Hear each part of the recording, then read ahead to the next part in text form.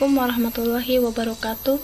Kami dari kelompok 6 akan mempresentasikan tentang akuntansi persediaan pemerintahan. Slide pertama, pengertian akuntansi persediaan.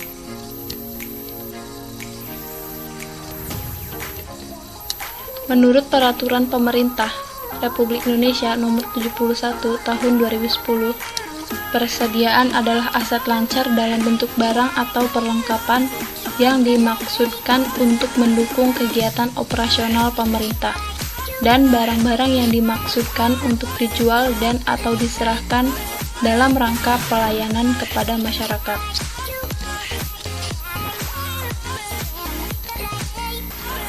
Yang kedua, menurut perusahaan dagang, persediaan merupakan barang-barang yang dibeli oleh perusahaan dengan tujuan untuk dijual kembali dengan tanpa mengubah bentuk dan kualitas barang, atau dapat dikatakan tidak ada proses produksi sejak barang dibeli sampai dijual kembali oleh perusahaan. Yang ketiga, menurut perusahaan industri, persediaan adalah barang-barang atau bahan yang dibeli oleh perusahaan dengan tujuan untuk diproses lebih lanjut menjadi barang jadi atau setengah jadi atau mungkin menjadi bahan baku bagi perusahaan lain. Hal ini tergantung dari jenis dan proses usaha utama perusahaan. Selanjutnya, ada 3 jenis persediaan. Yang pertama, bahan baku. Yang kedua, barang dalam proses. Dan yang ketiga, barang jadi. Selanjutnya adalah karakteristik persediaan. Karakteristik persediaan dalam akuntansi pemerintah tidak jauh beda dengan organisasi sektor publik yang lainnya, yang menggunakan persediaan bukan untuk dijual kembali, tetapi untuk pelayanan masyarakat. Berikut terdapat 2 hal penting yang menjadi karakteristik dari persediaan, yaitu 1. Sisi manfaat, 2. Sisi bentuk wujud barangnya. Pengakuan persediaan. Persediaan diakui pada saat potensi manfaat ekonomi masa depan diperoleh pemerintah dan mempunyai nilai atau biaya yang dapat diukur dengan andal. Biaya tersebut didukung oleh bukti dan dokumen yang dapat diverifikasi, dan di dalamnya terdapat elemen harga barang persediaan sehingga biaya tersebut dapat diukur secara andal, jujur, dapat diverifikasi, dan bersifat netral. Persediaan diakui pada saat diterima atau hak kepemilikannya dan atau kepenguasaannya berpindah. Pada akhir periode akuntansi, persediaan dicatat berdasarkan hasil inventarisasi fisik. Selanjutnya, pengukuran atau penilaian dalam persediaan. Yang pertama, penilaian dengan pendekatan arus harga pokok. Dalam pendekatan ini terdapat 2 sistem pencatatan persediaan, yaitu sistem periodik dan sistem perpetual, yang masing-masing ada 3 cara penilaian persediaan, yaitu FIFO, first in first out, LIFO, last in first out, dan metode rata-rata atau average method. Yang kedua, penilaian persediaan selain arus harga pokok. Dalam pendekatan ini ada 3 metode yang digunakan, yaitu lower cost of market, gross profit method, dan retail method. Selanjutnya ada pencatatan persediaan. Yang pertama, metode periodik. Pembelian barang dagangan dicatat pada perkiraan pembelian barang dagangan yang bisa disingkat dengan pembelian. Penjualan barang dagangan langsung dicatat pada perkiraan penjualan barang dagangan yang disingkat penjualan, tanpa dihitung harga pokok penjualannya. Harga pokok penjualan baru dihitung pada akhir periode dengan menghitung kartu persediaan barang dagangan secara fisik. Yang kedua, metode perpetual.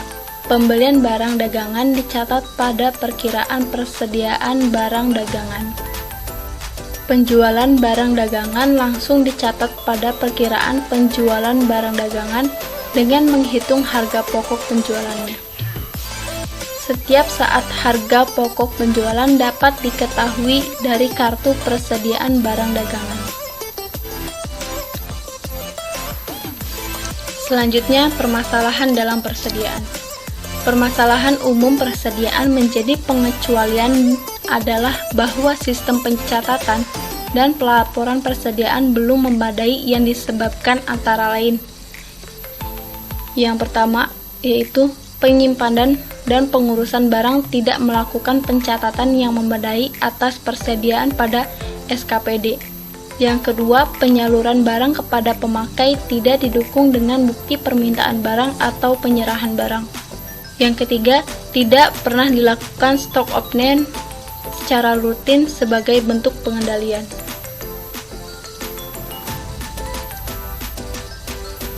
Maka dari itu, solusi dari permasalahan dalam persediaan adalah yang pertama, penertiban dan penatausahaan persediaan. Penertiban ini dapat dilakukan dengan komitmen pemerintah daerah yang dituangkan dalam kebijakan akuntansi tentang persediaan yang mengatur prosedur pengadaan dan penggunaan persediaan di setiap SKPD. Langkah selanjutnya adalah melakukan penatausahaan persediaan yang baik dengan cara sebagai berikut. Pencatatan pada daftar atau buku persediaan yang disediakan secara teratur tentang pengadaan dan pemakaian persediaan dan menyimpan bukti-bukti pembelian dan pemakaian persediaan. Membuat kartu permintaan pemakaian barang sebagai bukti untuk pengeluaran persediaan. Membuat kartu persediaan per jenis barang atau kartu stok sebagai kontrol. Yang kedua, stock option persediaan. Pemeriksaan fisik atau stock option persediaan adalah langkah selanjutnya yang wajib dilakukan oleh pemerintahan daerah sebagai langkah pengendalian penatausahaan persediaan daerah. Mungkin akan muncul pertanyaan untuk apa lagi dilakukan stock option jika telah melakukan penatausahaan persediaan dengan baik di mana semua pergerakan barang persediaan sudah terekam komplit dan tidak ada yang terlewatkan. Yang terakhir adalah kesimpulan. Kesimpulannya, persediaan merupakan aktiva menempati posisi yang cukup penting dalam suatu perusahaan, baik itu perusahaan dagang maupun perusahaan industri atau manufaktur.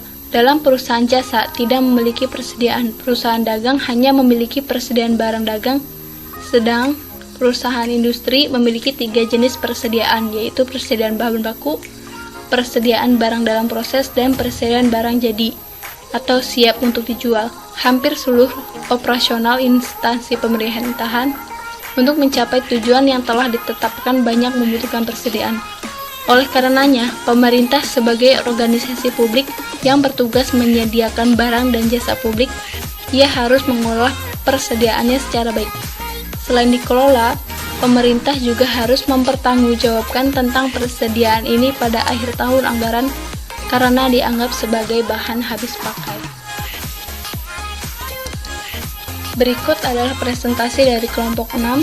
Mohon maaf apabila ada salah-salah dalam pengucapan atau penyampaian. Terima kasih. Wassalamualaikum warahmatullahi wabarakatuh.